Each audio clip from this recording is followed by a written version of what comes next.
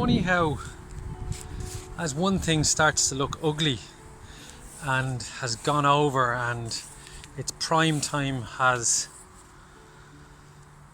diminished, something else starts to show a beauty and definitely coming into its own and looking beautiful now is all of the wildflowers and the pond and the duckweed. It's got beautiful kind of swaying lines and shapes all the way around it. It's starting to look really as if you'd expect a crocodile or some sort of a reptile to pop out of it. And the excitement of a space like this becomes more real when you create a space with bits of logs, and with diversity, and then you allow nature to enter the frame. And I think that's what gardening is about. It's about imagination and excitement. And that's what we have here with all these recycled materials, with the logs, with the bracket fungus and various different things being allowed to grow, and wondering how many frogs and invertebrates, insects, are all creating a little home in there. And if you could get down and film all the way down through it with one of those kind of mole cameras, it'd be really cool.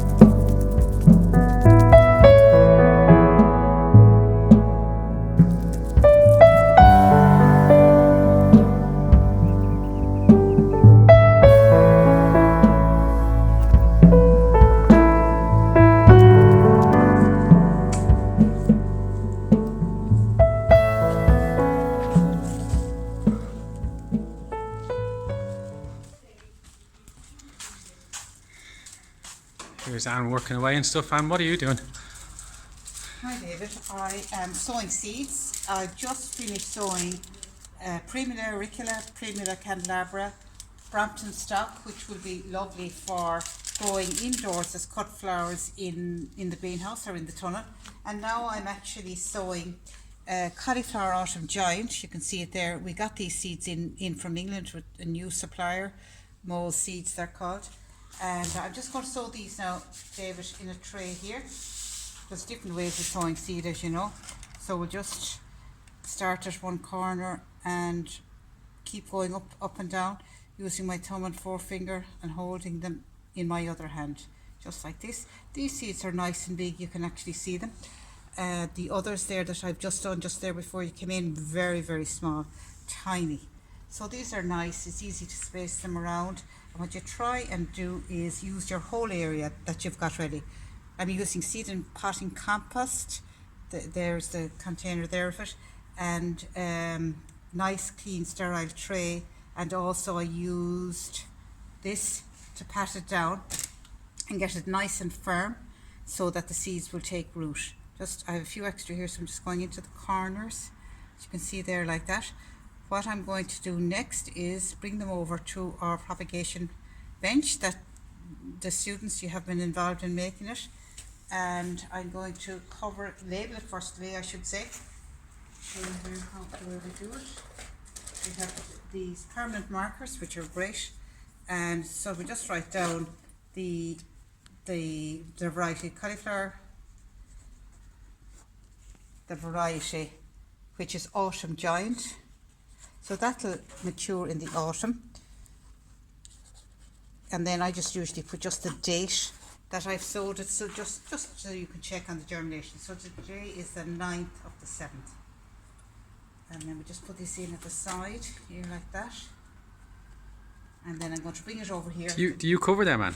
Yeah. With compost? Yeah. Okay. Yeah. But what I have been doing is actually covering them with vermiculite. Oh yeah. When the seeds are, you know, these are small, but they're really smaller. But I have to get the vermiculite. Go. So we're down here now at the propagation unit that we mentioned earlier, and if you can see there, these were a few seeds that we sowed earlier, and just to look there, you can see the difference in size of the seeds. These are Primula auricula, absolutely tiny, and probably even smaller again are these ones, Primula candelabra. And here we have this one, I'll show you the sign there. It's the cauliflower Autumn Giant, and they're a little bit bigger, easier to space around. And then probably a different shape and a different colour again are the Brampton stock, the ones that we sowed over there. So what I'm going to do now is cover these seeds with something called vermiculite. I know a lot of the students are familiar with this, and it is processed volcanic rock. And we mainly cover it because it absorbs the water, but also that it's very free draining, which means that the water will soak down. It'll be easy then for the seed. You use it as a complete cover.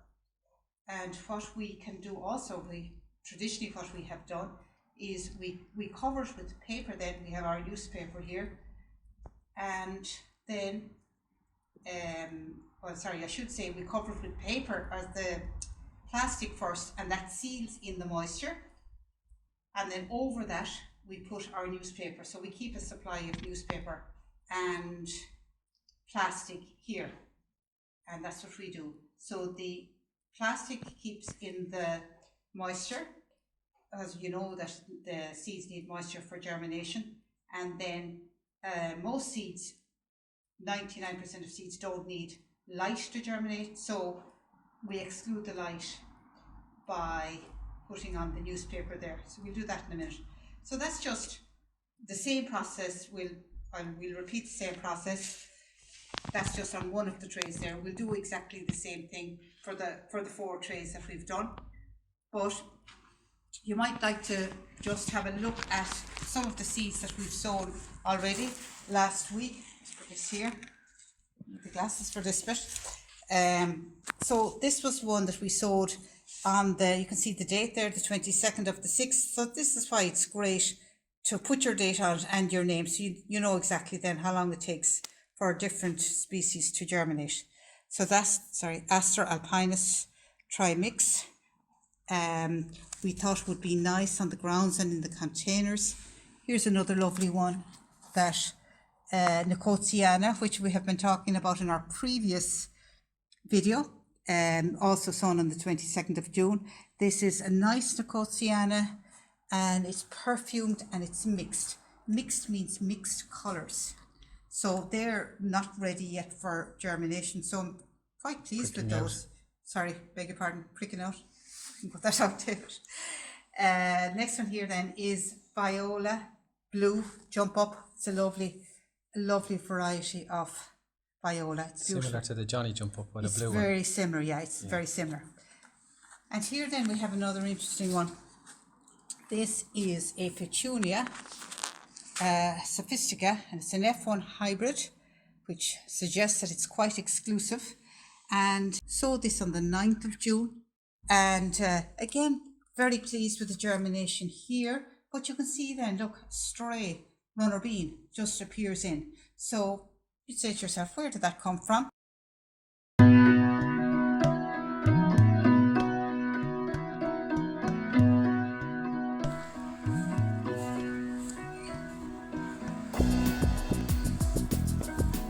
Finding it hard to keep on top of the work at the moment. The grass cutting, the weeding, the works in general that have to be done on the site that you guys would be doing if you were here with us. But it's for two reasons that we're finding it hard to keep on top of them. The work. The weather has changed. There's a lot of rain around, and rain makes things grow faster. And the second reason is there's a good bit of paperwork at the moment involved in the whole COVID-19 return to work kind of checklist. But I need to cut this putting green. Again, I think in the last video you saw I had it fairly good, but of course that's 5-6 days ago now that I last cut the putting green. I should be cutting it maybe more often, like maybe more 3 to 4 times a week at the moment. So it really needs a cut.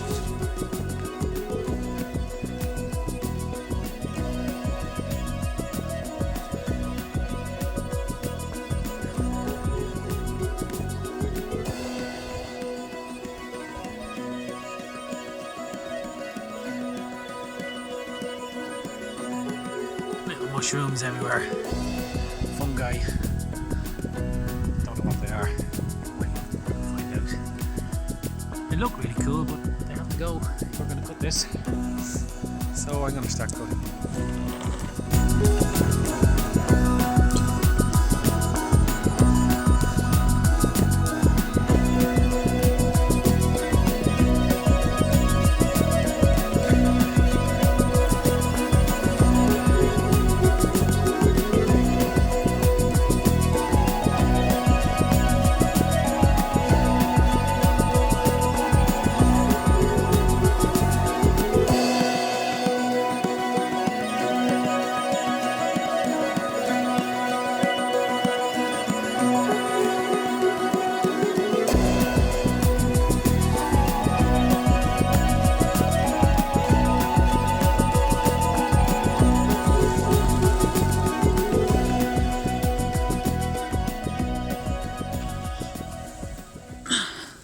That's a lot of grass coming off that. I'm going to have about maybe 20 boxes of grass coming off this. And that's all nutrients that are being taken away, stored in the leaves, blades of grass, and then being taken off and thrown on the compost. So a good idea for people who have putting greens is if you were top dressing, that means putting sand and compost or topsoil onto the putting green. If you were doing that, it would be a good idea to make a compost from the grass clippings. A lot of work, but maybe worth it if you want to get your nutrients back on rather than putting fertilizers on. It doesn't have the same value, I would imagine, sustainability wise or even nutrient wise, as maybe the compost that you would take off the grass in the first place. You're putting back in what you take out.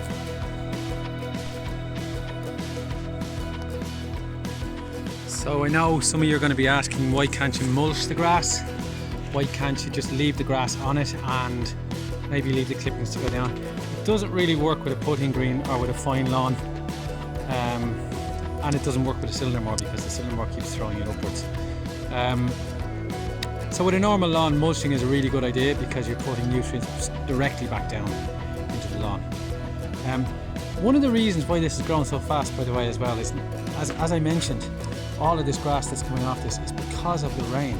Rain activates nutrients. Plants cannot take up nutrition unless they have a drink at the same time. It'd be like eating cream crackers without a drink of water. Dry cream crackers, by the time you get halfway through it, your mouth will be so dry you need a drink of water to finish the cracker. And it's the same with this, that the plants cannot take up nutrients unless there is water in the soil. So all of this rain is really good for plant growth.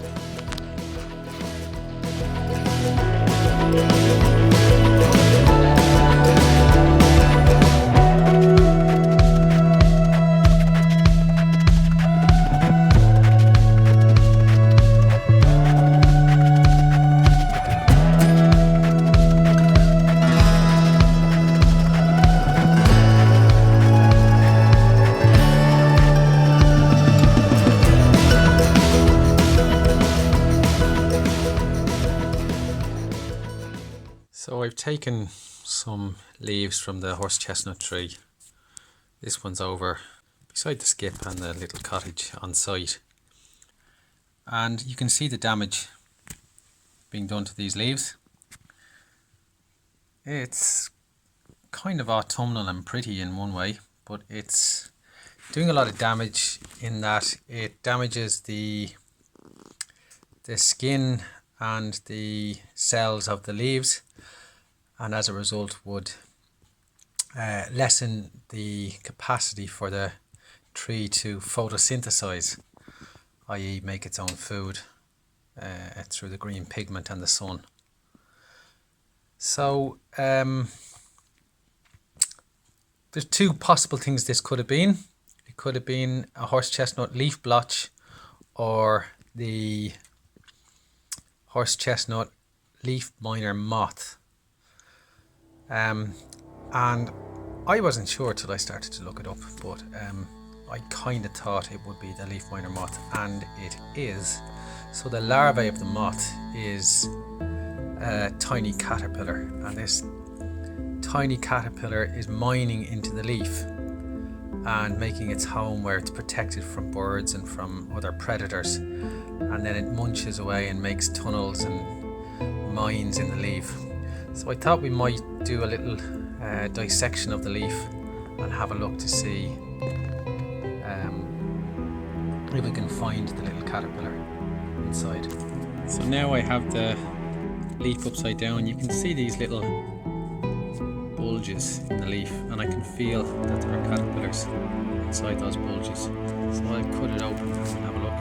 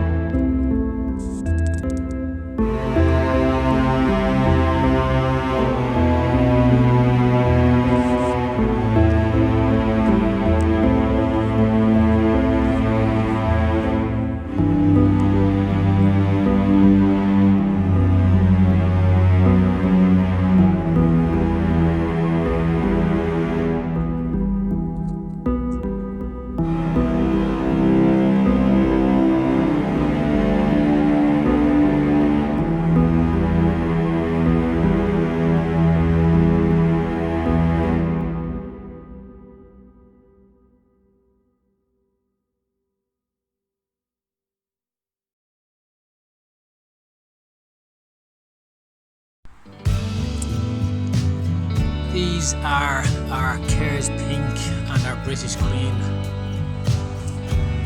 potatoes, and some weeds as well. Brian asked could we talk about blight, and there is a lot of confusion among people about what exactly blight is. But what I can tell you is if you do have blight on your potatoes, you'll know fairly soon afterwards, particularly in damp weather, because blight progresses in damp, humid weather extremely quickly. One thing that people will think is blight sometimes something like this. The spots on the leaves, because a lot of books describe blight as having blotches or spots on leaves, but the blotches are different. In dry weather they might sit there for a while and they may look a little bit like these little blotches here. This here is actually a deficiency which causes this. Magnesium causes this deficiency, and also sometimes potassium. But the blight blotches, definitely in damp weather, will progress more quickly. They also will have something that will look like a mold on the leaves. So they'll have spores, active spores, and in wet weather those spores will actually transfer and move their way over the plant by dripping and spreading through the water, and they will move down along the stem, and very quickly your stems and your plants will go yellow and brown and soggy, and it will travel down into the roots. Now, there's not a lot you can do about this in damp or wet weather, and that's why you'll know that the weather forecasts will always say that there's a blight warning, because in damp weather blight will travel from one site to another. It can travel miles in the air, hundreds of miles probably in the air.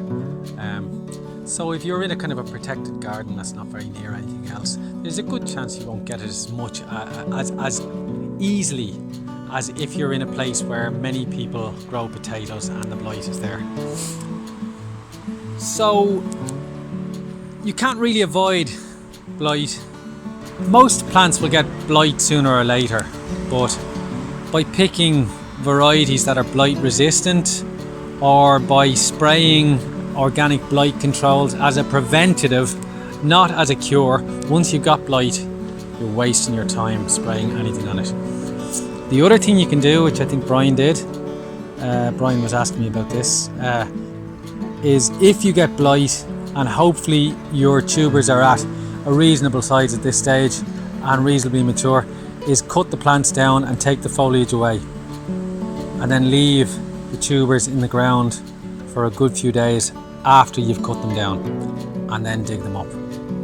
That is one way of stopping it in its tracks. But unfortunately, if you get blight early in the season, it's too early to cut the foliage off. I have an article which I will send on, because there's a lot more to talk about than just what I can tell you. A lot more to do with the history, the science, the scientific names, and some avoidance and protection strategies that you can use. I hope that's helpful. I mentioned in the last video that I would probably cut down some of this wildflower meadow, so I had a go. And Brian again had asked maybe I could try using a scythe to cut it down as well as the strimmer. So I have an old scythe at home, so I brought it in, and it's not as sharp as it could be. And there's a technique in using a scythe, or a slough as some people call it, the old Irish word, and I don't have that technique, but I had a go at it, and maybe I'll video a small bit of me using it to show the way I use it. It definitely can work if you've got a sharp one, and it definitely can work if you've got a better technique than me. You can be really efficient and probably even faster than a strimmer, but I'm going to do both. I'm going to try the strimmer and some more of this scythe as well.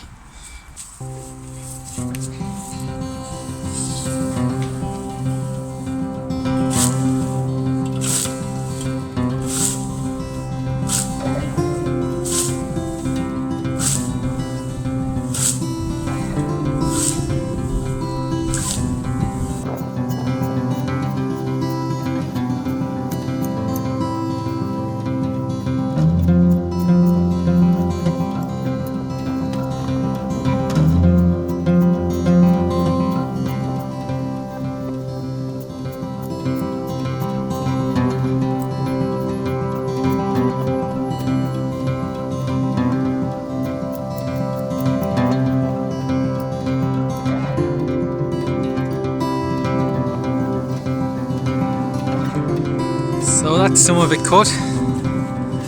It's going okay. I think I'll probably sharpen the side a little bit, and I need to sharpen my technique as well. The only thing with this is it definitely doesn't mash the grass up as much as a